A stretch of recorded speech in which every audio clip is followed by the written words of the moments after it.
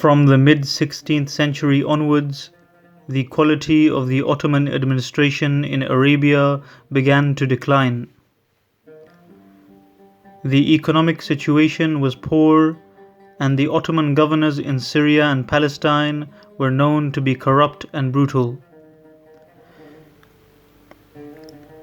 Therefore, powerful local Arab tribal leaders made efforts toward autonomy and self-determination.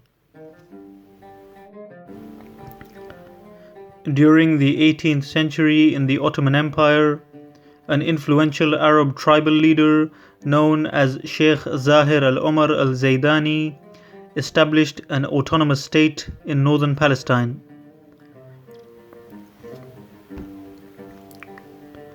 Sheikh Zahir Al Umar used the most important port on the Syrian coast to export cotton, grain, olive oil, and tobacco. Eventually, Zahir Al Umar gained monopoly control of the entire cotton production of northern Palestine and began trading cotton with the French.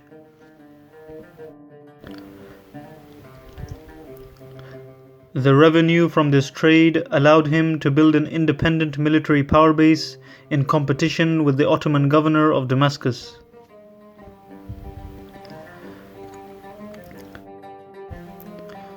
Zahir al-Umar's independent state was economically prosperous and tolerant towards religious minorities, which attracted migration from all parts of the Ottoman Empire. Zahir al-Umar's tolerant and inclusive policy towards religious minorities such as Christians and Jews gained him widespread support.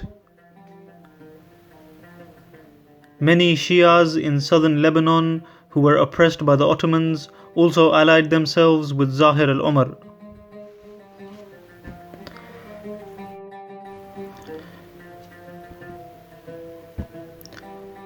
Security, order, and justice, which prevailed throughout the territories controlled by Sheikh Zahir, were essential to the prosperity of his state and the expansion and survival of his regime. By the year 1750, Sheikh Zahir dominated the entire region of Galilee and the coastal area, which reached approximately 10 miles south of the city of Haifa. The existence of Sheikh Zahir al-Umar's independent state angered the Ottoman governor of Damascus, known as Uthman Pasha.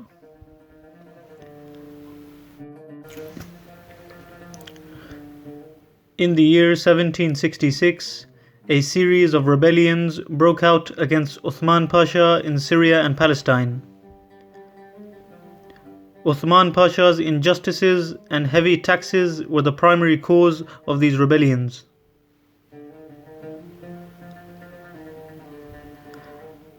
Sheikh Zahir supported this rebellion by dispatching a considerable amount of gunpowder to the rebels.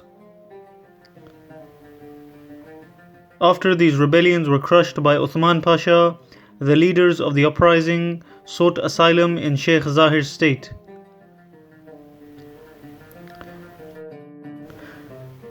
Soon after crushing these rebellions, Uthman Pasha began to plan an invasion of Zahir al-Umar's state.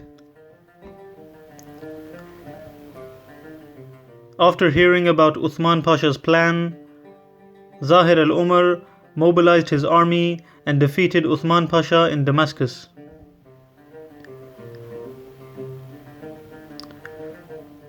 Several other attempts by Uthman Pasha to invade Zahir al-Umar's state also failed due to a lack of support and reinforcements from the Ottoman Sultan, who was busy fighting the Russians in the Russo-Ottoman War. However, after the Russo-Ottoman War in 1774, the Ottoman Sultan himself invaded Zahir al-Umar's state due to a desperate need to take back control of the vital trade port of Acre. In August 1775, an Ottoman fleet took Acre and Zahir al-Umar was killed shortly after.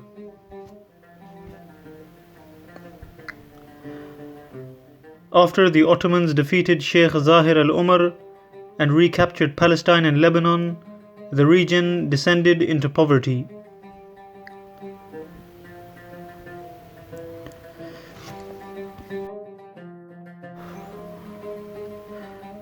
The Jews and Christians, which had been granted high positions in the state of Zahir Al Umar, were removed from their positions, and an era of religious tolerance came to an end.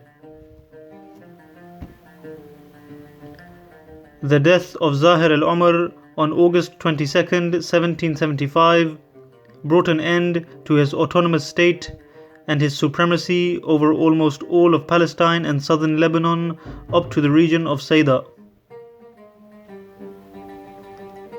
The descendants of Sheikh Zahir Al Umar have continued to live in northern Palestine to the present day, under the name of Al-Zawahir. Many prominent people in Syria and Palestine take pride in being descendants of Sheikh Zahir Al Umar.